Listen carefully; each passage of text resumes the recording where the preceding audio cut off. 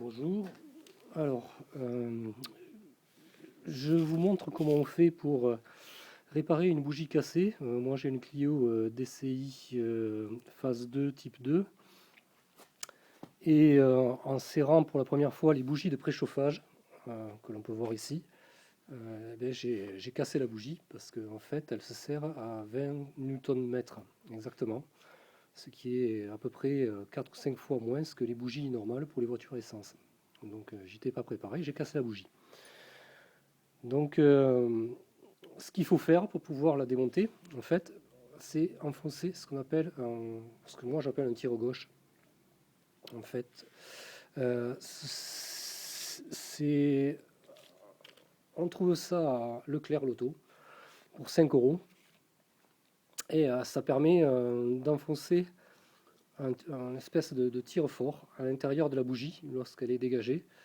Et comme on l'enfonce à l'inverse du sens des aiguilles d'une montre, ça permet de dévisser la bougie une fois qu'elle a été préparée. Donc la bougie est constituée de trois parties en fait, on va les voir. Donc pour vous montrer, j'ai démonté, j'ai scié une bougie complètement. Donc on voit que ici il y a la partie chauffante qui est incrustée donc au corps métallique que l'on peut voir ici, qui est soudé. Cette partie est alimentée en courant par donc une électrode qui est plongée dedans. Et cette électrode, elle est, on va dire, quasiment collée à la deuxième électrode.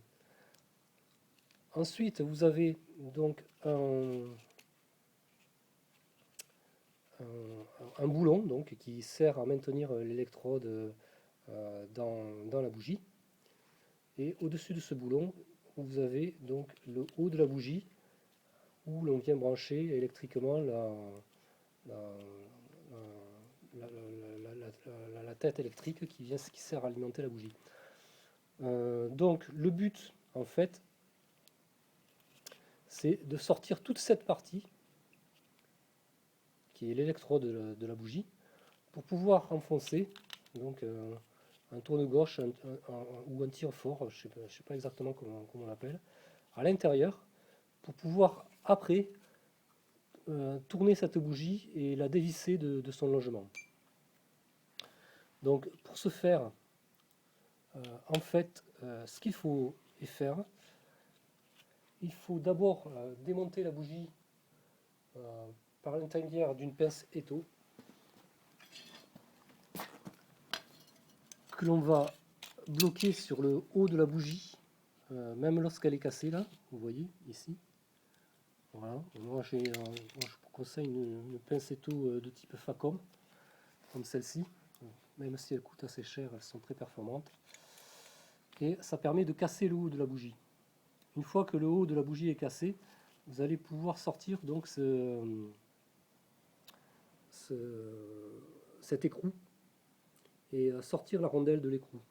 Alors quand l'écrou sera sorti, vous aurez quand même l'électrode qui est plongée dans la tête de bougie. Ce ne sera pas terminé. Elle sera environ jusqu'à ce niveau-là. Vous voyez. Donc ce qu'il faut faire pour pouvoir sortir le reste en fait, parce que bon, j'ai vu un autre tuto qui disait qu'avec la pince Facom on pouvait tout sortir. En fait c'est faux. La pince Facom elle n'est pas assez balèze pour pouvoir sortir cette électrode.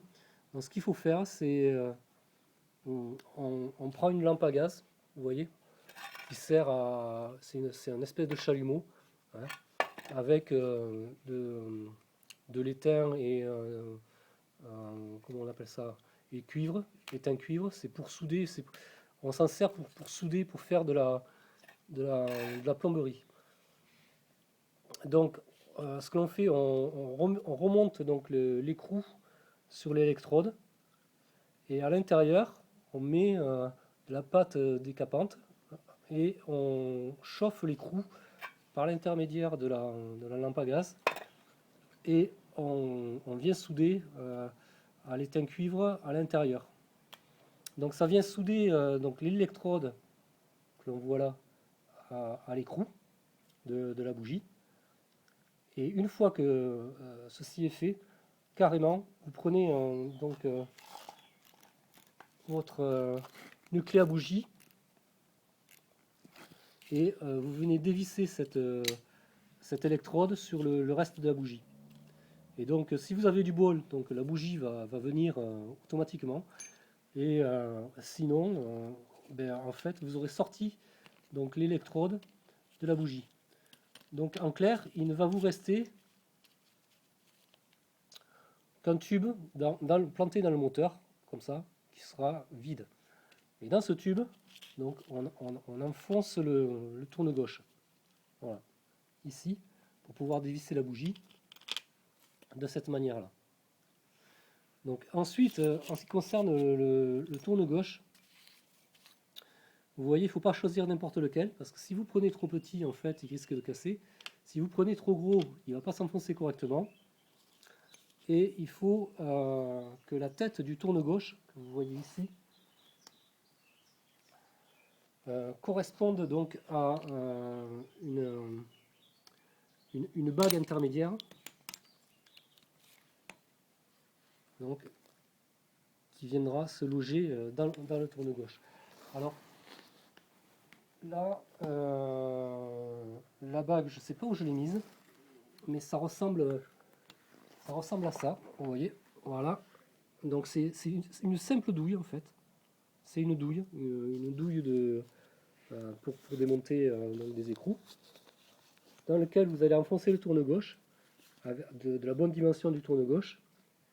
Et de l'autre côté, vous allez avoir du six-pan. Voilà. Et dans ce montage six-pan, alors qu'est-ce qu'on va y mettre? On va y mettre comment on appelle ça? On va y enfoncer. Alors moi ce que je vous conseille c'est une clé, quoi. Soit une clé six-pan droite, mais avec cette clé là j'y suis pas arrivé.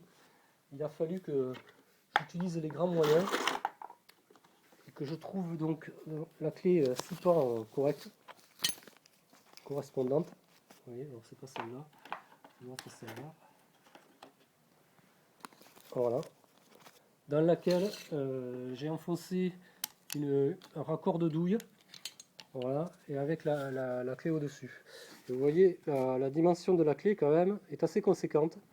Et pour démonter la bougie, il faut être quasiment dans l'axe de démontage de la bougie, quoi. Parce que sinon, en fait, ce qui se passe, c'est que vous allez visser de biais et vous allez casser la tête du tire-fort. Donc il faut que ça soit parfaitement parallèle et complètement dans l'axe et que vous ayez une prise suffisante pour pouvoir démonter la tête de bougie qui en général est bloquée à cause du temps ou parce que vous avez serré trop fort. Donc ce que je vous conseille aussi c'est de mettre du dégrippant de WD-40 au départ sur le filetage de la bougie, au départ, de bien nettoyer tout autour du filetage, de mettre du dégrippant. Ensuite, de faire chauffer le moteur un petit peu, pas beaucoup, mais suffisamment le dilater pour que le dégrippant pénètre à l'intérieur. Et après, pour permettre après le démontage de la bougie.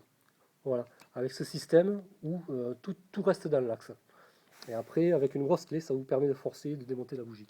Donc j'avais vu ça sur internet, moi j'ai eu du bol, ça a marché. Je pense que ça marchera pour vous aussi, mais à savoir que tout de même c'est quand même assez risqué parce que si vous foirez, que ça marche pas, vous risquez de griller votre moteur. Enfin bon, donc on ne change pas un moteur en général pour une bougie, mais ça coûte très cher de refaire faire le filetage de la bougie de préchauffage et après d'en monter une autre. Donc pour éviter que ça se reproduise, moi je vous conseille d'acheter une clé dynamométrique. Moi ce que j'ai fait, une clé dynamométrique pour vélo, vous voyez, sur laquelle on pose un adaptateur pour pouvoir après monter sa clé de bougie. Voilà. Et après vous avez un appareil, vous avez la tête, la clé de bougie qui est ici, les différents adaptateurs pour pouvoir serrer la bougie. Et vous voyez, ici, vous avez une clé dynamométrique à 20 Nm.